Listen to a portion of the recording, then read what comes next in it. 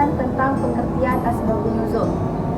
Asbabun nuzul merupakan suatu istilah kunci dalam Al-Quran atau ilmu-ilmu Al-Quran yang merujuk pada sebab-sebab spesifik atau konteks kejadian yang mendasari diwahyukannya ayat atau sekumpulan ayat Al-Quran kepada Nabi Muhammad SAW.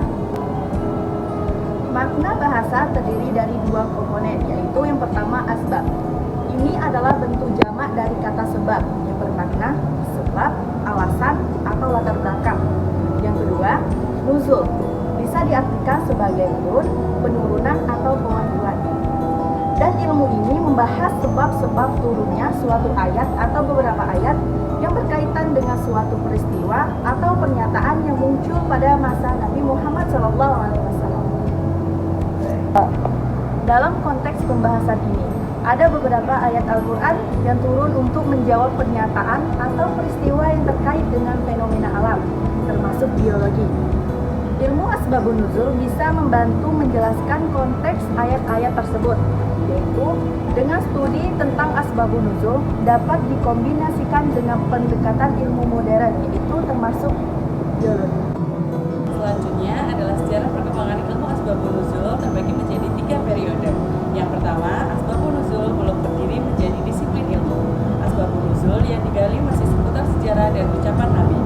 Yang kedua, asbabun nuzul telah mendapat perhatian yang serius dari ulama tafsir, dianggap sebagai sarana memahami Al-Quran.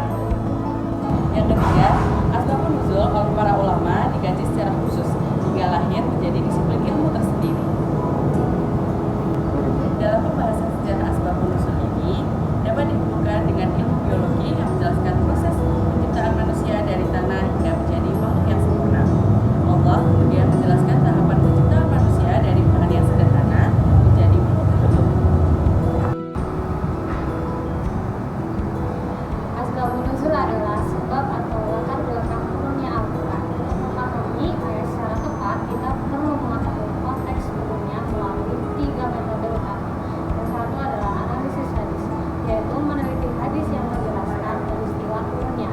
Yang kedua, tafsir klasik, seperti karya Ibnu Katsir dan At-Tabari yang menjelaskan kondisi dan makna ayat berdasarkan asbabun nuzul. Yang ketiga, penelitian sejarah, yaitu menelusuri catatan dan budaya. Yang ketiga, penelitian sejarah, yaitu menelusuri catatan dan bukti sejarah pada masa Nabi untuk memahami konteks sosial dan budaya saat ayat diturunkan. Namun, tidak semua ayat memiliki latar belakang yang diketahui dengan pasti. Karena itu, penelitian asbabun nuzul harus dilakukan dengan hati-hati dan berdasarkan bukti yang kuat. Pemahaman ini penting agar tafsir Al-Quran sesuai dengan konteks dan makna aslinya.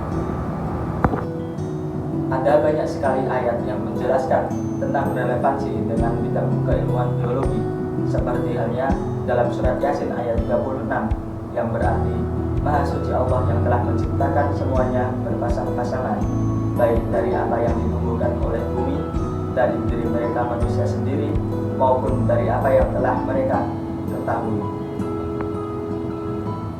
Ada juga dalam surat Al-Mu'minun ayat 12-14 yang menjelaskan tentang tahapan embriologi, yaitu tahapan penciptaan manusia dari saripati tanah hingga menjadi wujud makhluk yang sempurna, yang bahkan pada zaman itu belum ada teknologi yang mampu mengetahui ilmu tersebut.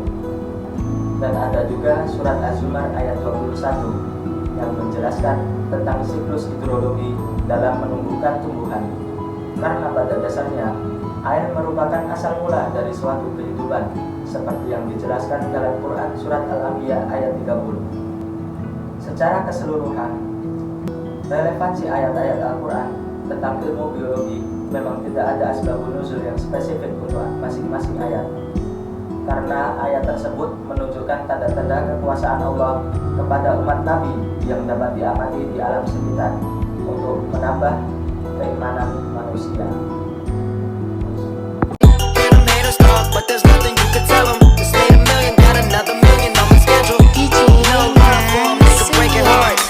No keys,